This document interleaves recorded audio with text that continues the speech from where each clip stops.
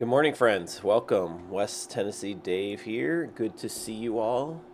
It is 6:33 Tuesday morning, live to you on Twitch and coming to you later on a VOD on Twitch or YouTube. Good to see you all. I hope you are excellent this day. We got the birds chirping in the background. We got the preparation for what I've been teasing about now for the last couple days. It is upon us. The quailing is upon us. I'm glad you're here this morning. All right, let's talk about what we're going to talk about and give us just a hair of a background to get right back into it. We're reading Numbers 11 through 14 today, and the stories that take place during there. There are about 3 different stories actually in this small section of Numbers. Where we are is we're 2.5 million people in the desert wandering around. We've just gotten all the laws. We've built the tabernacle. We finally have moved out from the base of Mount Sinai. We marched in formation. It looks like an army. It kind of is an army in some ways. And it's these people God has rescued who he's trying to deliver to the promised land. And they're not there yet. They're in the middle of the wilderness in the desert. It's not a place where 2.5 million people should probably live long term in that day and age. But it is what it is. That's where they are. They're waiting the instructions to go. And they're getting fed every day by God with the manna. So their needs are being taken care of.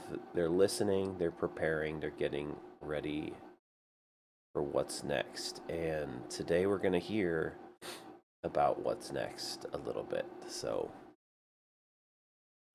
strap in, get ready. Here we go. Good to see you all. Thank you for being here. All right. Good to see you, Missy. Hi. You've been all night pokering? Wow. Pokering and blooping, I think. Welcome. Welcome. Let me get a drink of water here. Normally I would have coffee, but I'm trying to cut back, so let's see.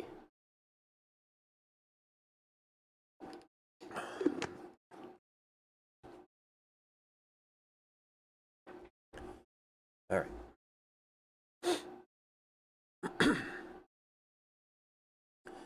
Soon the people began to complain about their hardship, and the Lord heard everything they said. Then the Lord's anger blazed against them, and he sent a fire to rage among them, and he destroyed some of the people in the outskirts of the camp. Then the people screamed to Moses for help, and when he prayed to the Lord, the fire stopped. After that, the area was known as Tabira, which means the place of burning, because fire from the Lord had burned among them there. Then the foreign rabble who were traveling with the Israelites began to crave the good things of Egypt, and the people of Israel also began to complain. "Oh, for some meat," they exclaimed. "We remember the fish we used to eat for free in Egypt, and we had all the cucumbers, melons, leeks, onions, and garlic we wanted. But now our appetites are gone. All we ever see is this manna." The manna looked like coriander seeds, and it was pale, yellow like gum resin. The people would go out and gather it from the ground. They made flour by grinding it with hand mills or pounding it in mortars. Then they boiled it in a pot and made it into flat cakes. These cakes tasted like pastries baked with olive oil. The manna came down on the camp with the dew during the night. Moses heard all the families standing in the doorways of their tents whining, and the Lord became extremely angry. Moses was also very aggravated, and Moses said to the Lord, "Why are you treating me, your servant, so harshly? Have mercy on me. What did I do to deserve the burden of all these people? Did I give birth to them? Did I bring them into the world? Why did you tell me to carry them in my arms like a mother carries a nursing baby? How can I carry them to the land you swore to give their ancestors? Where am I supposed to get meat for all these people? They keep whining to me saying, 'Give us meat to eat. I can't carry all these people by myself. The load is far too heavy. If this is how you intend to treat me, just go ahead and kill me. Do me a favor and spare me this misery.' Then the Lord said to Moses, 'Gather before me 70 men who are recognized as elders and leaders of Israel. Bring them to the tabernacle to stand there with you. I will come down and talk to you there. I will take some of the Spirit that is upon you, and I will put the Spirit upon them also. They will bear the burden of the people along with you, so you will not have to carry it alone. And say to the people, purify yourselves, for tomorrow you will have meat to eat. You were whining, and the Lord heard you when you cried, 'Oh, for some meat! We were better off in Egypt.' Now the Lord will give you meat, and you will have it to eat. And it won't be just for a day or two, or for 5 or 10 or even 20. You will eat it for a whole month until you gag and are sick of it. For you have rejected the Lord who is here among you, and you have whined to him, saying, 'Why did we ever leave Egypt?' But Moses responded to the Lord, 'There are 600,000 foot soldiers here with me, and yet you say I will give them meat for a whole month? Even if we butchered all our flocks and herds, would that satisfy them? Even if we caught all the fish in the sea, would that be enough?' Then the Lord said to Moses, 'Has my arm lost its power? Now you will see whether or not my word comes true.' So Moses went out and reported the Lord's words to the people. He gathered the 70 elders and stationed them around the tabernacle. And the Lord came down in the cloud and spoke to Moses. Then he gave the 70 elders the same spirit that was upon Moses. And when the Spirit rested upon them, they prophesied. But this never happened again. 2 men, Eldad and Medad, had stayed behind in the camp. They were listed among the elders, but they had not gone out to the tabernacle. Yet the Spirit rested upon them as well. So they prophesied there in the camp. A young man ran and reported to Moses, 'Eldad and Medad are prophesying in the camp.' Joshua, son of Nun, who had been Moses' assistant since his youth, protested, 'Moses, my master, make them stop.' But Moses replied, 'Are you jealous for my sake? I wish that all the Lord's people were prophets, and that the Lord would put his Spirit upon them all.' Then Moses returned to the camp with the elders of Israel. Now the Lord sent a wind that brought quail from the sea and let them fall all around the camp. For miles in every direction there were quail flying about 3 feet above the ground. So the people went out and caught quail all that day and throughout the night and all the next day too. No one gathered less than 50 bushels. They spread the quail all around the camp to dry.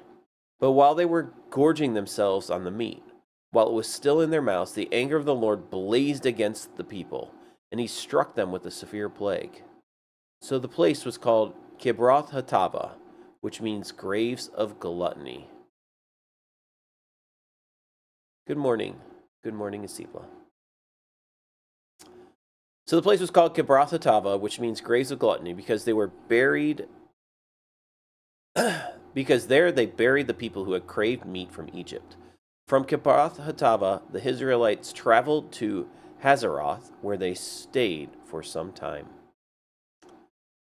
While they were at Hazeroth, Miriam and Aaron criticized Moses because he had married a Cushite woman.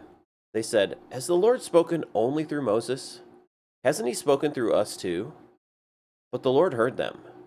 Now Moses was very humble, more humble than any other person on earth. So immediately the Lord called to Moses, Aaron, and Miriam and said, "Go out to the tabernacle, all 3 of you." So the 3 of them went to the tabernacle. Then the Lord descended in the pillar of cloud and stood at the entrance of the tabernacle. "Aaron and Miriam," he called, and they stepped forward. And the Lord said to them, "Now listen to what I say. If there were prophets among you, I, the Lord, would reveal myself in visions. I would speak to them in dreams, but not with my servant Moses. Of all my house, he is the one I trust. I speak to him face to face, clearly, and not in riddles. He sees the Lord as he is. So why were you not afraid to criticize my servant Moses?" The Lord was very angry with them, and he departed. As the cloud moved from above the tabernacle, there stood Miriam, her skin as white as snow from leprosy. When Aaron saw what had happened to her, he cried out to Moses, "Oh, my master, please don't punish us for this sin we have so foolishly committed. Don't let her be like a stillborn baby, already decayed at birth." So Moses cried out to the Lord, "Oh God, I beg you, please heal her." But the Lord said to Moses, "If her father had done nothing more than spit in her face, wouldn't she be defiled for 7 days? So keep her outside the camp for 7 days, and after that she may be accepted back." So Miriam was kept outside the camp for 7 days, and the people waited until she was brought back before they traveled again. Then they left Hazeroth and camped in the wilderness of Paran. The Lord now said to Moses, "Send out men to explore the land of Canaan, the land I am giving to the Israelites. Send one leader from each of the 12 ancestral tribes." So Moses did as the Lord commanded. He sent out 12 men, all tribal leaders of Israel, from their camp in the wilderness of Paran. These were the tribes and the names of their leaders.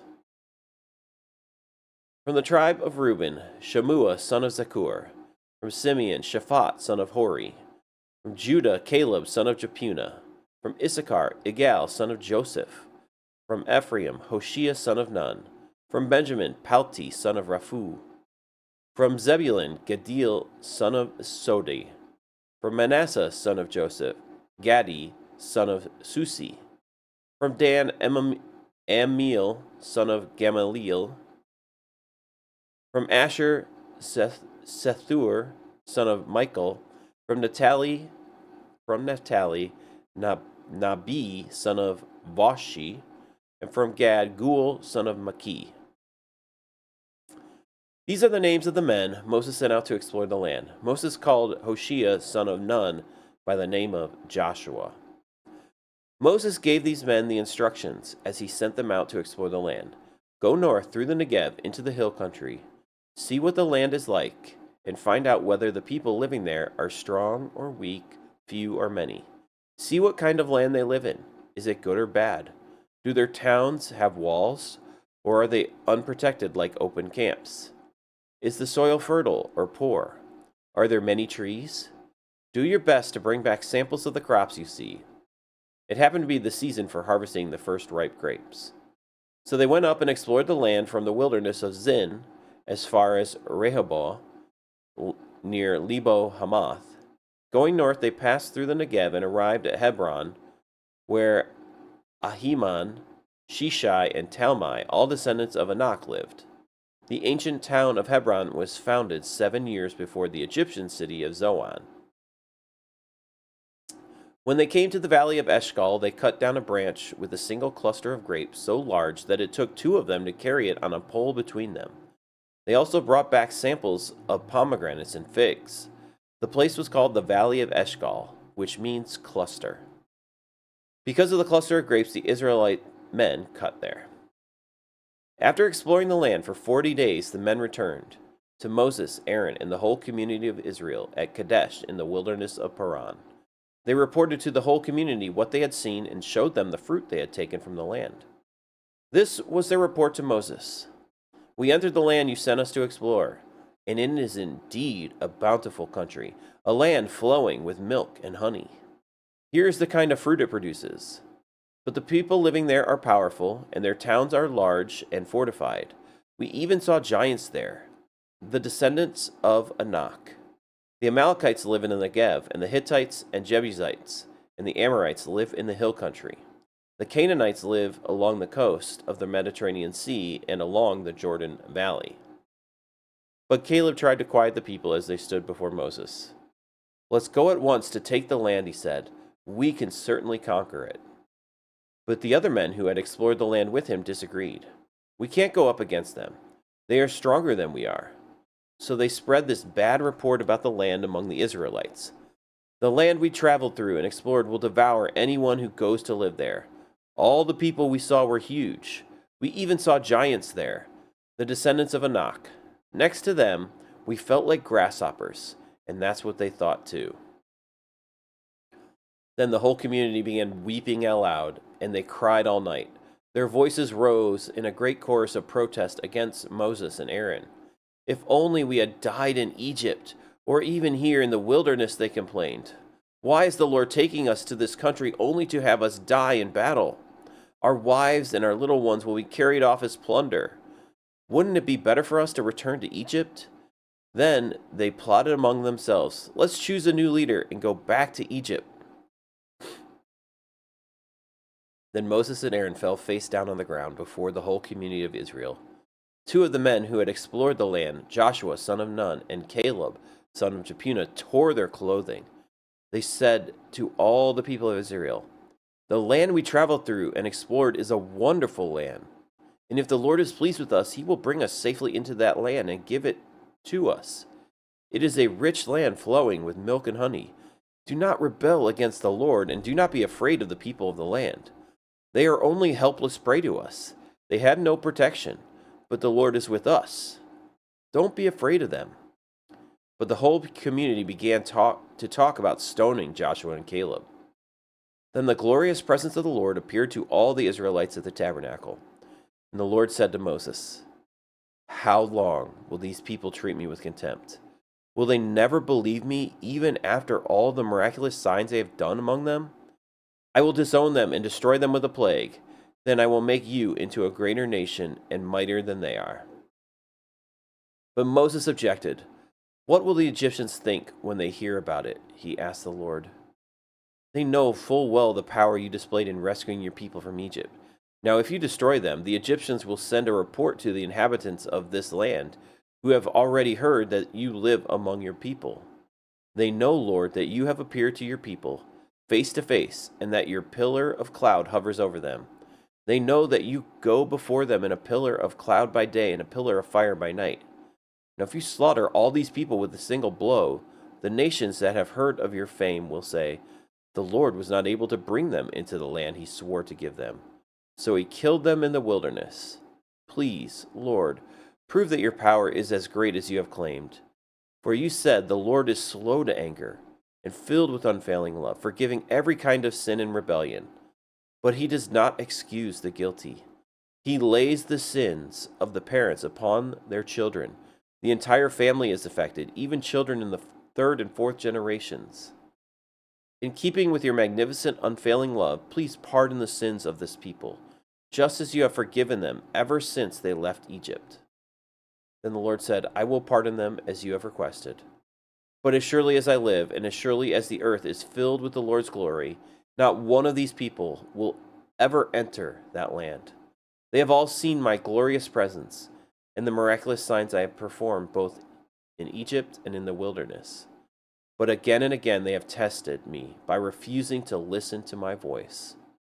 They will never even see the land I swore to give their ancestors. None of those who have treated me with contempt will ever see it. But my servant Caleb has a different attitude than the others have.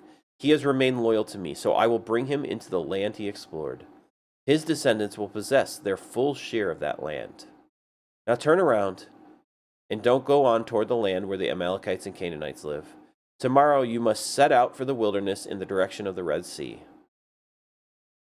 Then the Lord said to Moses and Aaron, how long must I put up with this wicked community and its complaints about me? Yes, I have heard the complaints the Israelites are making against me. Now tell them this, as surely as I live, declares the Lord, I will do to you the very things I heard you say. You will all drop dead in this wilderness, because you complained against me. Every one of you who is 20 years old or older and was included in the registration will die. You will not enter and occupy the land I swore to give you.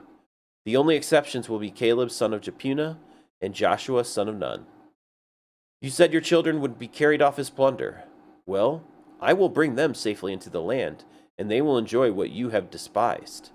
But as for you, you will drop dead in this wilderness, and your children will be like shepherds, wandering in the wilderness for 40 years.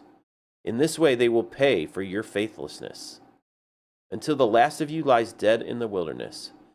Because your men explored the land for 40 days, you must wander in the wilderness for 40 years, a year for each day, suffering the consequences of your sins. Then you will discover what it is like to have me for an enemy. I, the Lord, have spoken. I will certainly do these things to every member of the community who has conspired against me. They will be destroyed here in this wilderness, and here they will die." The 10 men Moses had sent to explore the land, the ones who had incited rebellion against the Lord with their bad report, were struck dead with a plague before the Lord. Of the 12 who had explored the land, only Joshua and Caleb remained alive.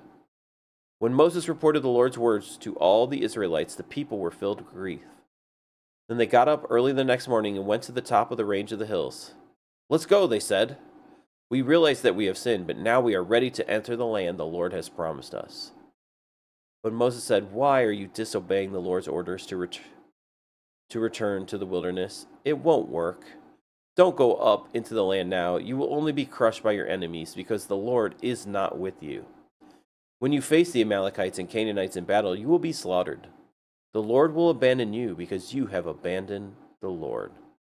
But the people defiantly pushed ahead toward the hill country, even though neither Moses nor the ark of the Lord's covenant left the camp. Then the Amalekites and Canaanites who lived in the hills came down and attacked them and chased them back as far as Hormah. Okay, and that's where we will stop today. Let's stretch it out. Good to see you all. Good morning. Good morning there. The Hash Daddy, welcome. Hello there, Missy. Aaron, Hasibla.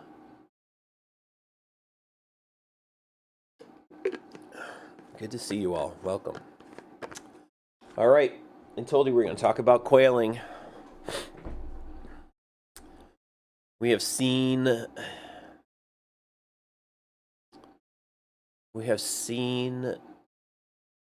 what complaining can do. It is too bad Wicked's not here. You're right. He would be a happy boy today with all the quailing. Maybe. But we see what complaining can do.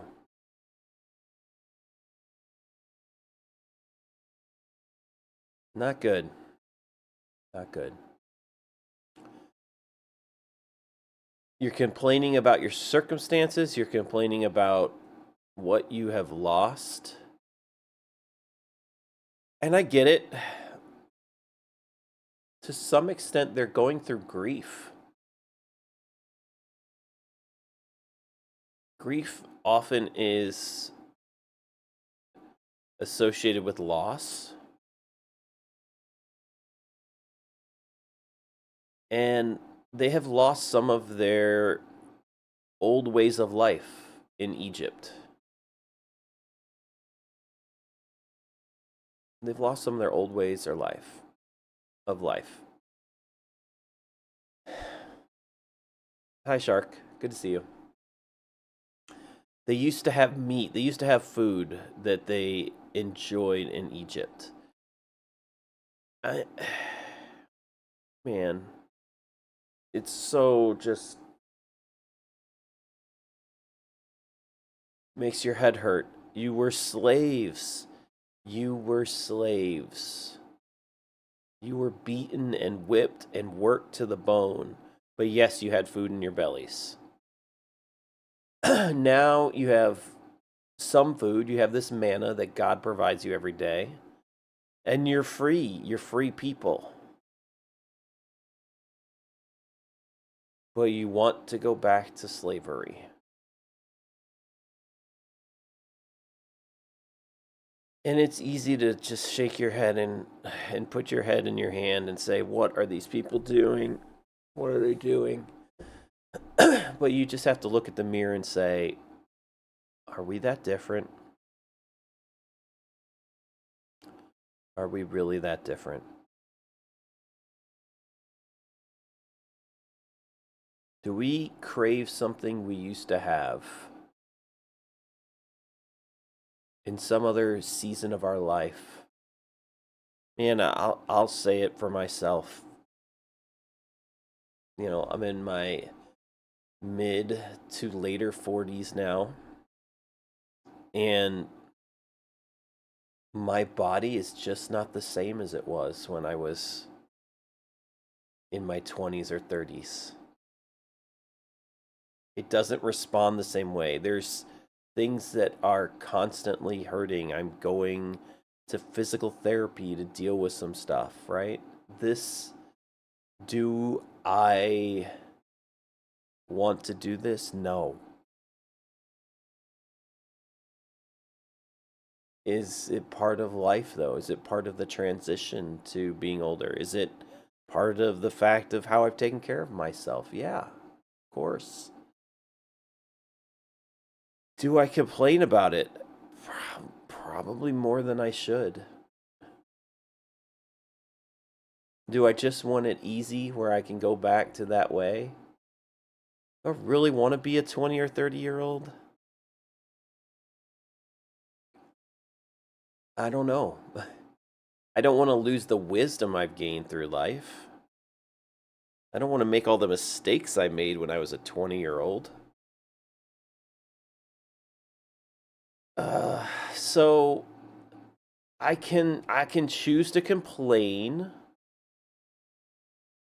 or I can choose to accept where I am, that it's part of the journey I'm on, and try to be present to what God's doing in my life in this moment. Or I can just do what these people at the end say, oh, God wanted us to do this. We didn't want to do it, but now we'll do it. There are times when seasons open up. Man, there are trades I wish I made in my job, and trades I wish I didn't make. And I complain about that. You know, if you had a time machine and could go back, you would do some things differently. You would invest differently. You would make different choices. But you're in this moment here, and God has been preparing you for a moment,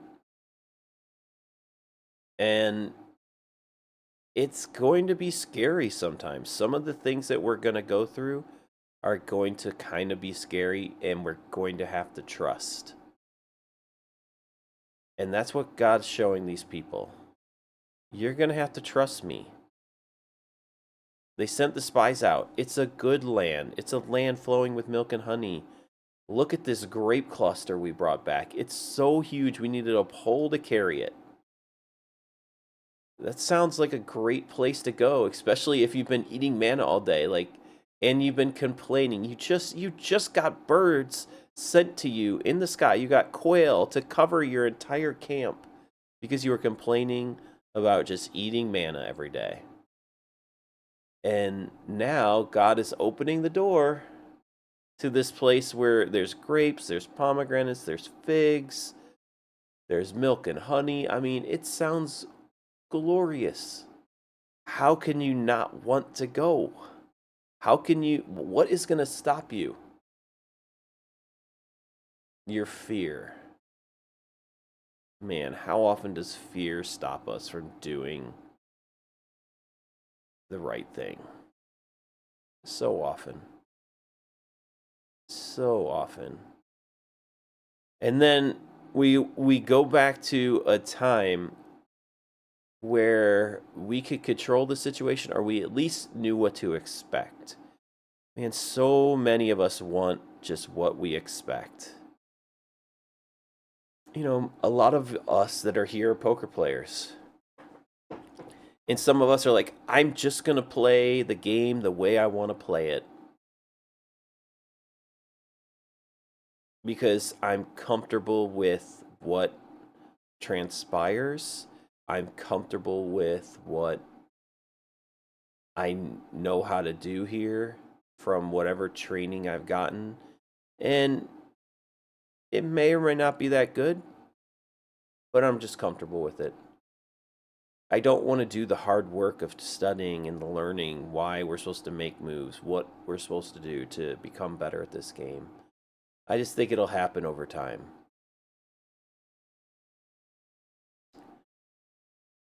You might be stuck in the wilderness for 40 years because you don't want to march forward. Ouch. You might be stuck in the same place, doing the same things, eating the same scraps of manna because you choose not to think about the land of milk and honey and say, I will go there despite my fear.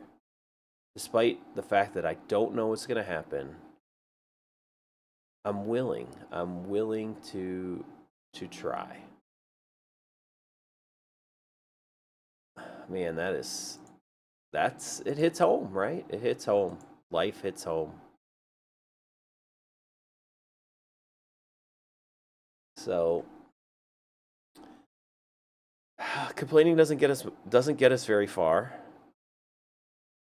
It often brings about this concept of resentment or entitlement, especially if we compare it to an old time in our lives. We feel entitled.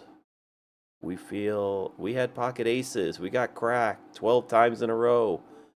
We should have won.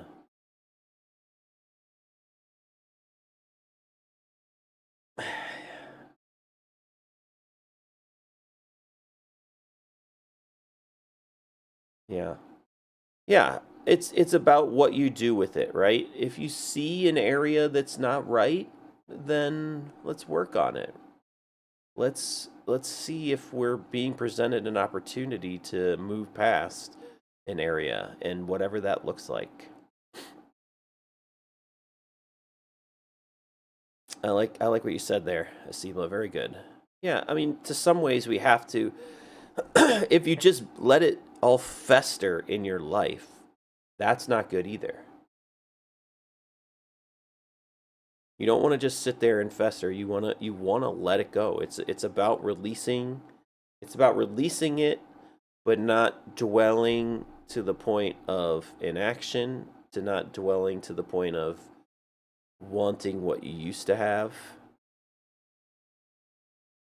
That's not going to get us anywhere. That's not going to get us to progress going forward, at least. I could complain and want my body, uh, uh, the 20-year-old Dave. I'm not going to get it by complaining and wanting. I could start working out. I could start eating better. I could start sleeping more. These things might help. You know, I could take some vitamins. There's lots of things I can do. But if all I do is complain and do nothing about it, well, nothing's going to change. I'm just going to be a complainer. Right? It has to drive us to some action. It has to drive us to some action if we can do something about it.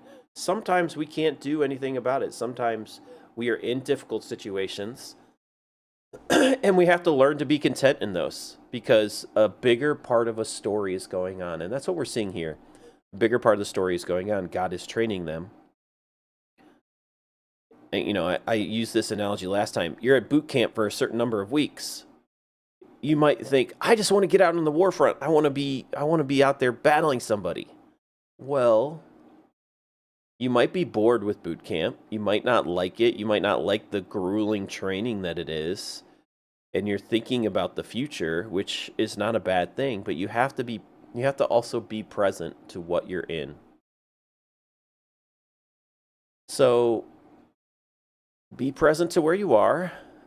Take analysis of yourself and see if there's a window, a door opening for you to walk through to improve. And if not, be content where you are and, keep trying to have a good attitude about it as much as you can. Because we see what complaining gets. It does not help a community. Like, the more that people complain, the more complaining goes on. So you can choose to complain or you can choose to try to be positive. It's your choice. Positivity can spread just as well. It's hard. It's hard. It's easier to spread complaints. It's hard to spread positivity. So it's your choice. It's your choice which one you want to do. Okay. I'm done preaching there. We're done for the day. What a day, though. We get to eat quail, and it makes us sick. Who wants quail for 30 days in a row?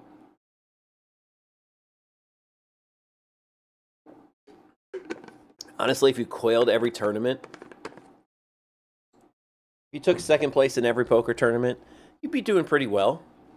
You might be mad about it for some moments, but you'd be doing pretty well.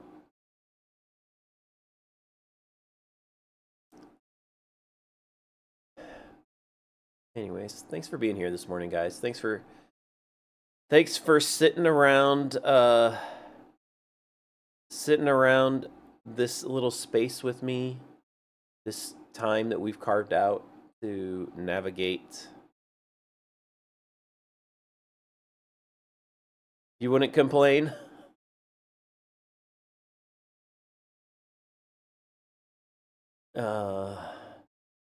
I mean, we're all like, I'm just as guilty of complaining. I'm just as guilty.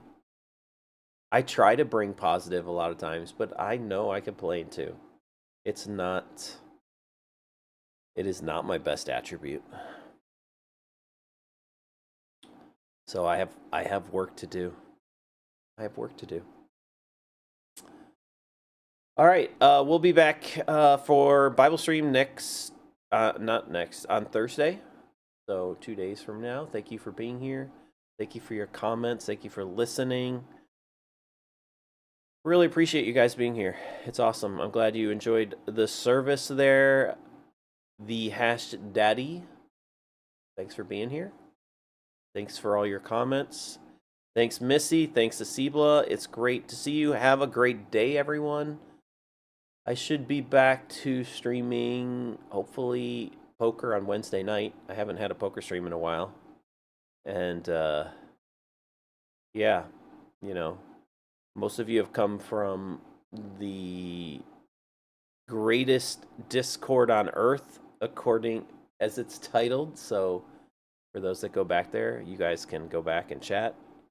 Maybe I'll see you all there later. But until then, thank you for hanging out. Thank you for being here. And I will see you guys Thursday morning for the next part of the story. Hopefully with less complaining. Hopefully. All right.